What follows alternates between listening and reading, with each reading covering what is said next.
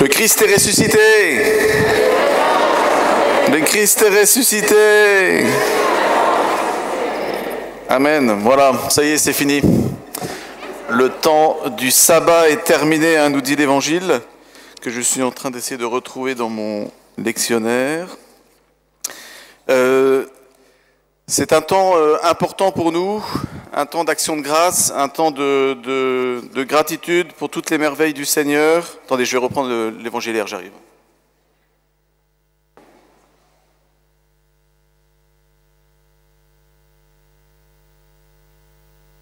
C'est mal fichu ces livres. Voilà, c'est un temps où l'Évangile nous dit, hein, tout au début, le sabbat est terminé. Donc pour vous, catéchumènes, Laureline, Charlène, Anne-Sophie, Andreas, ils sont devant avec une écharpe violette, vous les verrez tout à l'heure, un peu mieux, resplendissant, renouvelé par le baptême. Le sabbat est terminé, ça veut dire que le temps de la préparation, le temps de ce premier repos, le temps de la rencontre avec le Seigneur va s'ouvrir vers une nouvelle étape dans votre vie. Le sabbat est terminé parce que le nouveau sabbat, le grand repos, la grande résurrection, le renouvellement des promesses du Christ pour vous, la résurrection de votre cœur va être entamée tout à l'heure par le sacrement du baptême. Et nous sommes tous dans la joie, c'est l'une des plus grandes joies, sinon la plus grande joie d'une paroisse, chaque année, hein, d'entourer les catéchumènes, une paroisse par la grâce du Christ et de l'Église qui enfante de nouveaux chrétiens, de nouveaux enfants, la famille s'agrandit et vous êtes pour nous des torches vivantes, un peu comme ce cierge pascal, qui dégouline de cire, d'ailleurs vous avez vu déjà, hein, c'est le débordement de la grâce du Christ qui va jaillir dans votre cœur et qui jaillit dans toute la communauté paroissiale et dans toute l'Église. Alors aujourd'hui nous sommes dans l'évangile de Saint Marc et avec Saint Marc nous découvrons avec les saintes femmes le Christ ressuscité.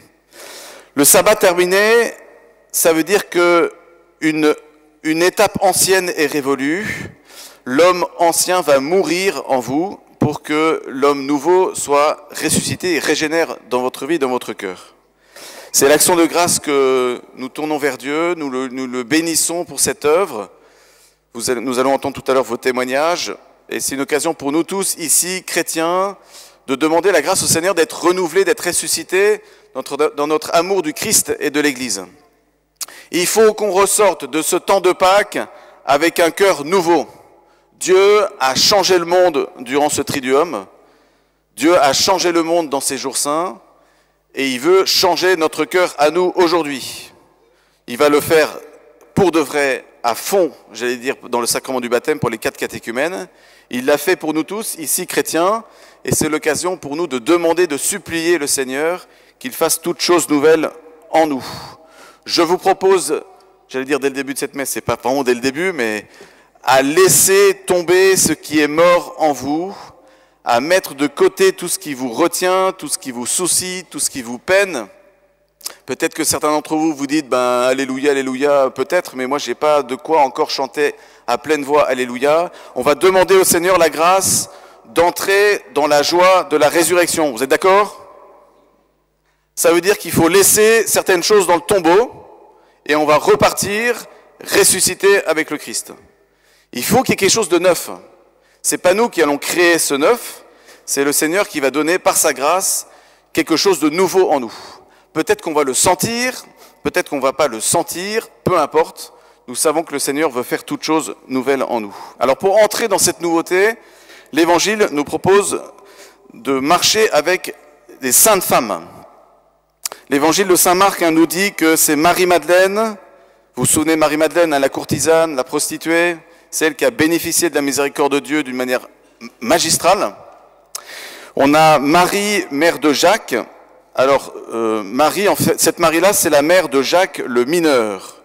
Vous savez qu'il y a 2 Jacques, il y a Jacques le majeur et Jacques le mineur. Les 2 étaient apôtres. Jacques le majeur, c'est le grand Saint Jacques très connu, frère de Jean. Et là, cette Marie-là, c'est la mère de Jacques le mineur. C'est la tante, la tradition dit que c'est la tante de Jésus, ce serait la sœur de la Vierge Marie. D'accord? C'est une affaire de famille. Et puis vous avez Salomé, dit l'Évangile, Salomé, hein, c'est la femme de Zébédée. Vous vous souvenez Zébédée, hein, les parents, Salomé et Zébédée, parents de Jacques, le majeur, pour le coup, et de son frère Jean, Saint Jean, l'évangéliste. Donc vous avez ces femmes qui vont acheter des parfums et aller embaumer le corps de Jésus et partir au tombeau de grand matin. Ce désir qu'ont les femmes de partir tôt le matin, comme nous ce matin, on s'est levé un petit peu tôt, hein, bon, montre l'empressement d'un cœur qui devance dans la charité. Et il montre l'empressement d'un cœur qui devance dans la charité. Et s'il y a une grâce que nous pouvons demander aujourd'hui, au début de cette résurrection, de cette fête de Pâques, c'est d'avoir cet empressement des saintes femmes. Elles se sont levées tôt, elles sont allées voir le corps de Jésus. Il y a quelque chose qui brûle le cœur et le corps de ces femmes. Et on ne peut pas entrer aujourd'hui dans le mystère de la résurrection sans la ténacité, l'ardeur, la force de ces femmes.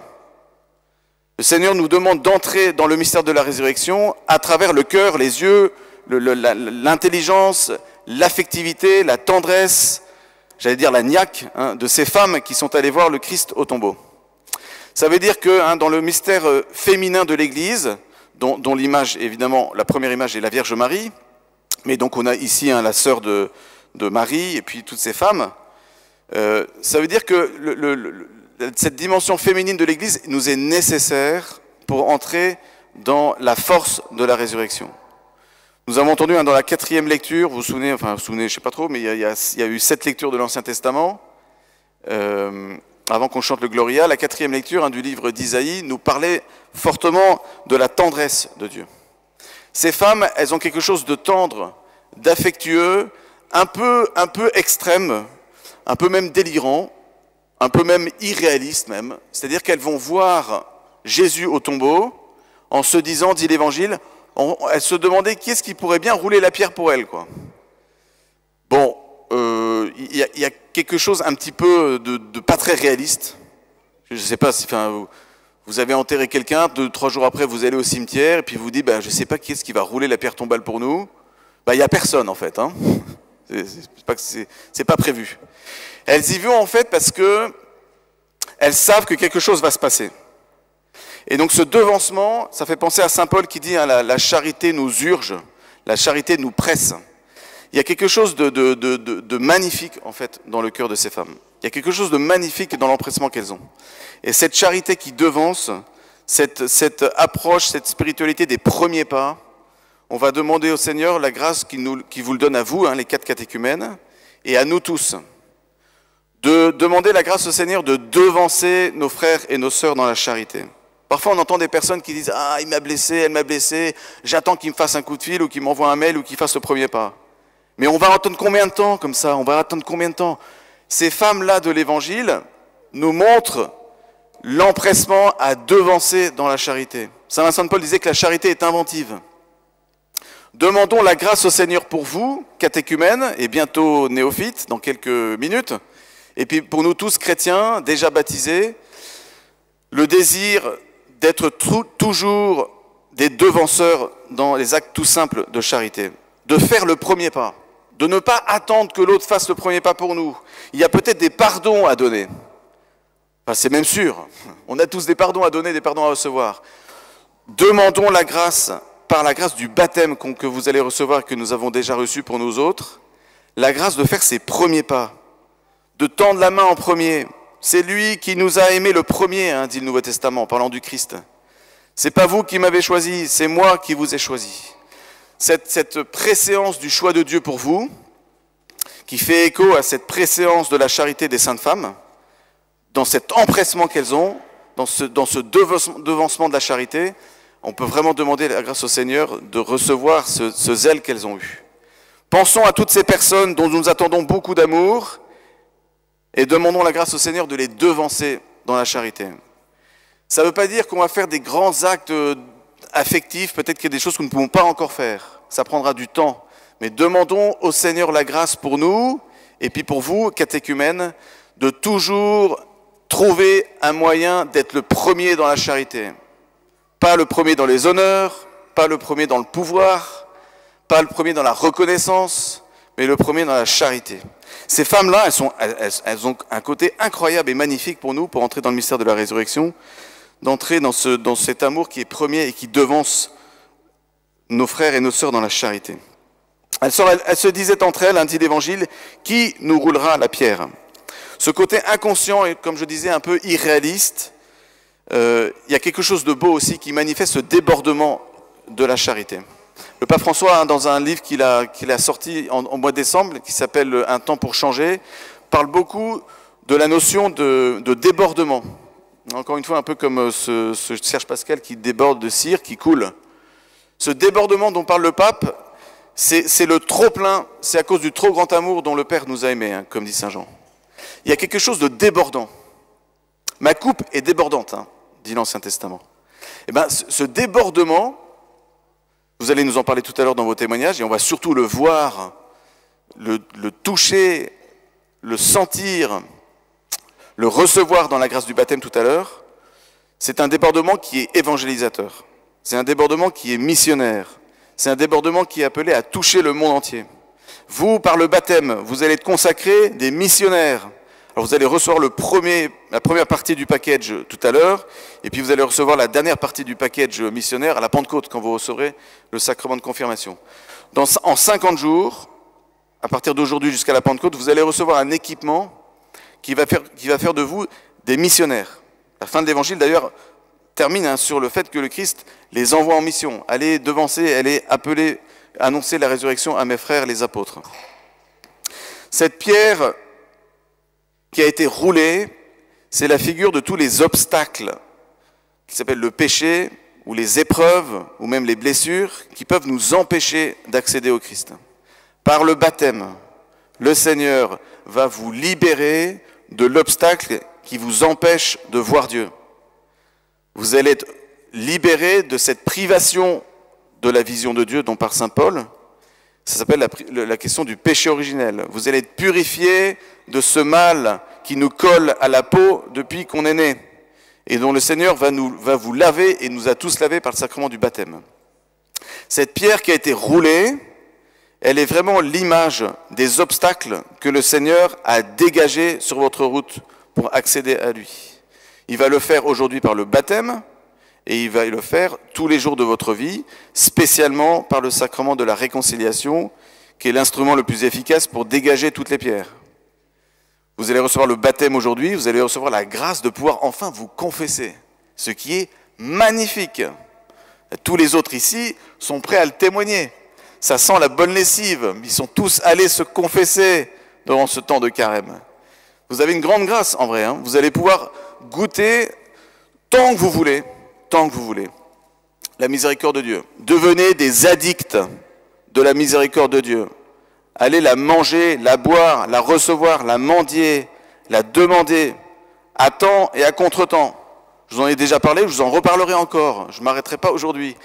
Recevez à fond perdu la miséricorde de Dieu. Vous allez être lavé aujourd'hui.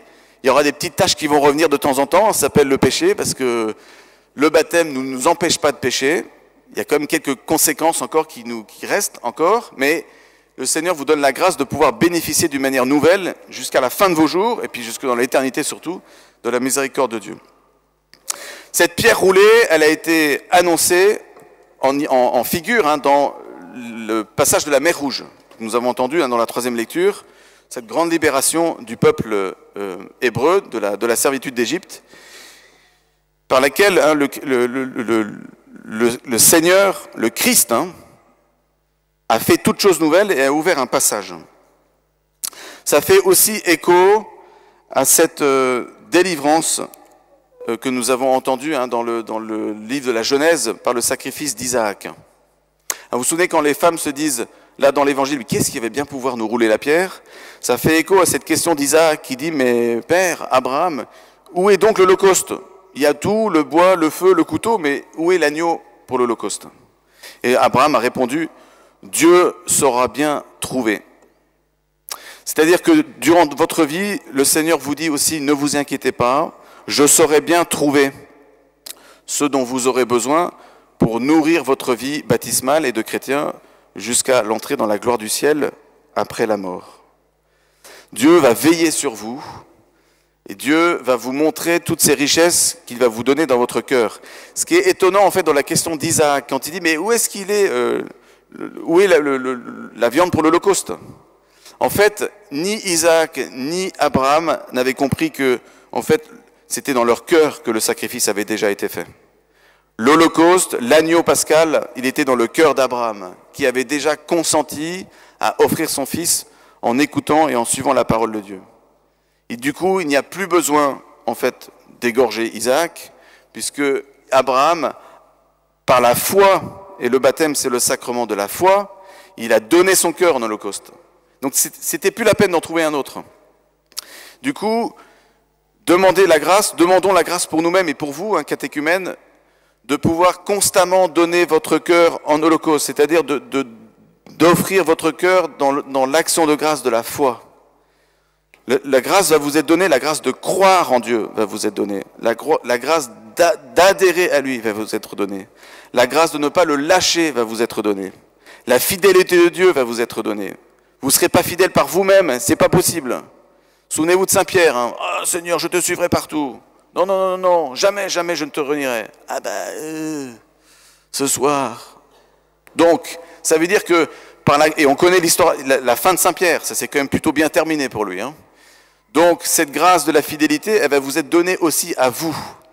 Ne cherchez pas dans vos forces, à vous, les moyens de pouvoir tenir. C'est le Seigneur, en fait, qui va vous donner.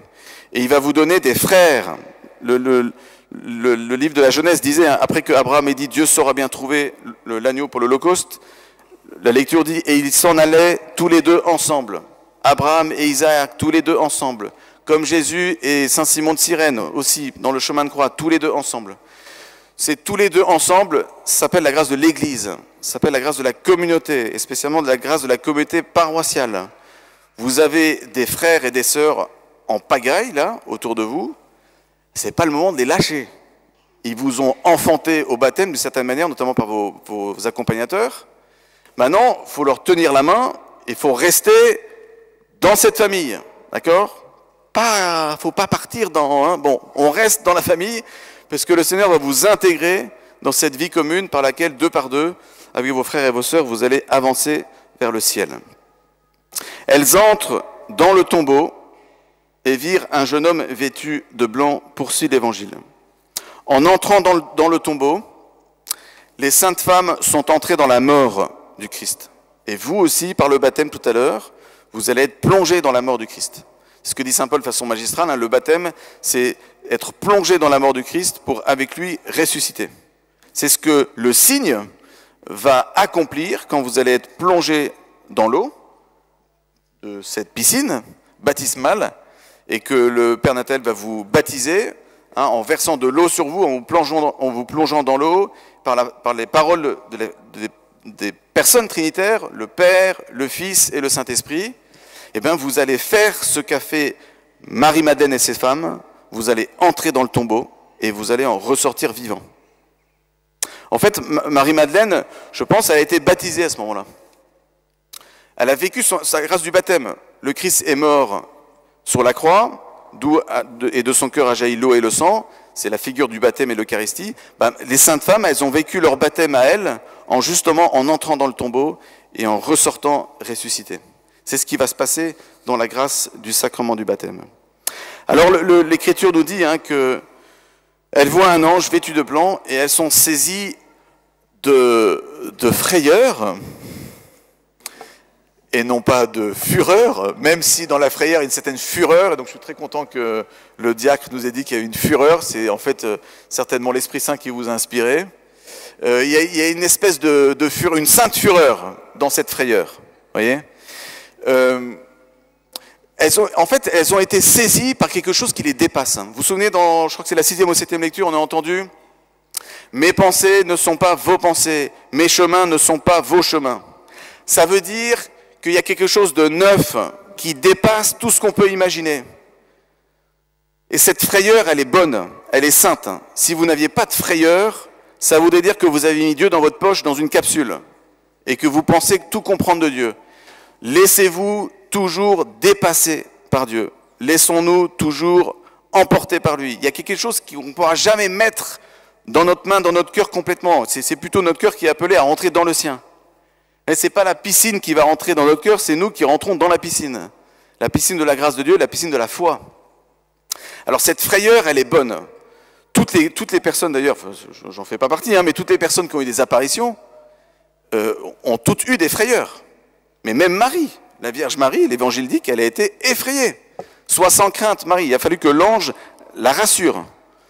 Les visionnaires je pense à Bernadette Soubirous, par exemple, à Lourdes, elle raconte qu'elle a été saisie de frayeur et Marie a dû l'apaiser. Alors, cette paix qui va être donnée ensuite, elle vient vraiment de la grâce du baptême et de la grâce de la communion avec lui. Il y a un ordre nouveau qui va vous être donné. Et du coup, c'est comme si le Seigneur vous disait, ne rêvez pas d'un évangile sans frayeur. Ne rêvez pas d'un évangile qui vous met en décalage par rapport à certaines choses du monde. Ça ne veut pas dire que nous ne devons pas aimer le monde. En fait, le baptême nous donne la grâce d'aimer le monde, parce que le Christ a aimé le monde, il a aimé les gens qui sont dans le monde. Il y a un amour des personnes qui est donné aussi par la grâce du baptême, un amour nouveau qui dépasse l'affectivité, qui fait que nous nous recevons comme frères et comme sœurs. Et cette nouveauté, elle est aussi un peu en décalage. Vous voyez, le costume, l'habit nouveau du baptisé, il y a quelque chose de décalé. C'est un costume qui est un peu trop grand pour nous, quoi. Des vêtements un peu flottants. Parce que l'habit du Christ dépasse toujours complètement ce que nous sommes, nous qui sommes un peu plus étriqués et un peu plus petits dedans. C'est pas grave. Ce côté un peu décalé d'un costume trop grand qui nous voit pas très bien, c'est pas gênant. Ça nous montre justement que le Christ nous devancera toujours et qu'il y aura toujours quelque chose qui nous surprendra. En fait, c'est la grâce, cette grâce de la frayeur et de la fureur, c'est la grâce de l'émerveillement. C'est la grâce de l'émerveillement. Demandons au Seigneur la grâce, par le baptême, d'être émerveillé. C'est l'anti-blasitude. Le blasé, c'est celui qui... c'est la vache charolaise qui regarde le TGV passer. Ça ne change rien à sa vie. Voyez. Le blasé, c'est l'anesthésie du diable. Voyez. Le chrétien, c'est quelqu'un qui a un cœur émerveillé, un cœur qui est toujours en attente, un cœur qui se laisse effrayer dans une bonne et juste mesure. Alors l'ange répond, du coup, ce jeune homme, « Ne soyez pas effrayés ». Bon, alors nous on pourrait dire, t'es gentil. En fait, oui, ne soyez pas effrayés. Ça veut dire le Seigneur va vous donner sa paix. Nous entendrons dans les prochaines lectures la première parole du Christ aux apôtres, sitôt ressuscités. La paix soit avec vous. La paix soit avec vous. Quand l'évêque célèbre la messe, il commence la messe en disant « La paix soit avec vous ». Cette paix, elle va vous être donnée par le baptême. Je vous laisse la paix, je vous laisse la paix du monde, dit Jésus, mais moi je vous donne ma paix. Je vous donne ma paix, c'est le baptême qui va vous donner cette paix. Et cette paix, dans l'Écriture aujourd'hui, elle nous est donnée sous les traits de la tendresse de Dieu. C'était la 4e lecture, livre d'Isaïe, chapitre 54. Dieu nous révèle qu'il a un cœur tendre. La tendresse, c'est pas fait que pour les femmes, c'est fait pour nous tous. Dieu est Père, mais il nous aime avec des entrailles de mère. Et donc Jésus vient nous manifester aujourd'hui, par sa résurrection, qu'il nous aime avec beaucoup de tendresse. Et n'ayons pas peur de la tendresse. La tendresse, c'est le côté visible de la miséricorde. C'est l'expression qui vous fait voir que Dieu est bon et miséricordieux. Alors, la tendresse, elle est un peu limitée à cause du Covid, mais trouvons des moyens de manifester cette tendresse. Vous voyez, par l'accompagnement de vos frères et vos sœurs dans la paroisse, par la charité qui devance, par des signes tout simples d'amour, d'attention, dans la fidélité, parce que là vous allez être remplis d'un feu débordant, il va falloir durer. Vous voyez, c'est la tendresse qui nous aide à durer. Les couples ici le savent, le moteur qui fait entretenir la flamme de l'amour dans le temps, c'est la tendresse. Dieu nous manifeste aujourd'hui sa tendresse. Quand l'ange dit « ne soyez pas effrayés », en fait, il manifeste, il est en train de leur donner la tendresse de Dieu. Vous cherchez Jésus, le crucifié. Ça fait écho à la 5e lecture que nous avons entendue, toujours du livre d'Isaïe. « Venez acheter sans rien payer ». Jésus est le don gratuit qui vous est donné. voyez, le baptême va vous donner un don gratuit. Vous ne l'avez pas acheté, vous ne le méritez pas. Nous ne méritons pas la grâce que nous avons reçue. Le fait d'être chrétien, d'appartenir au Christ, de le connaître, de l'aimer, de l'annoncer, nous ne le méritons pas. C'est un don gratuit que Dieu nous fait. Et le Seigneur va vous permettre d'accomplir ce qu'il dit dans cette lecture. Venez acheter sans rien payer. Il va vous donner et il vous demande de rien payer. Cette gratitude de Dieu, gardez-la en vous, gardons-la en nous aussi, pour que nous puissions être des témoins de cette gratuité. Il y a quelque chose, encore une fois, qui jaillit d'un cœur qui déborde. C'est gratuit, c'est pas payé. Il y a quelque chose une grande générosité dans le don de Dieu. Je reviens à cette question du débordement dont parle le pape François. Il n'est pas ici, termine l'ange. Il n'est pas ici. Vous cherchez Jésus le crucifié? Il n'est pas ici. Ça veut dire que Dieu n'est pas dans le lieu de mort. Il ne vous accompagnera jamais dans la mort. Il ne vous lâchera jamais, mais il y a des lieux où Dieu n'est pas. Il y a des lieux de mort où Dieu n'est pas. Il y a des lieux où Dieu n'est plus.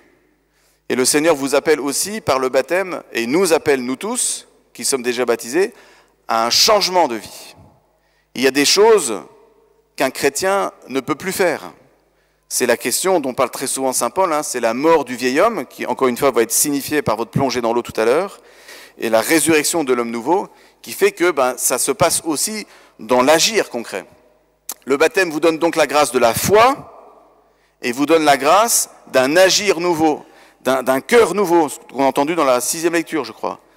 Un cœur nouveau, un esprit nouveau, je vous donne mon esprit, un cœur de chair et non plus un cœur de pierre. Ça veut dire que concrètement, dans votre manière de vivre, vous êtes et nous sommes appelés à nous comporter d'une manière nouvelle. Il y a quelque chose de neuf.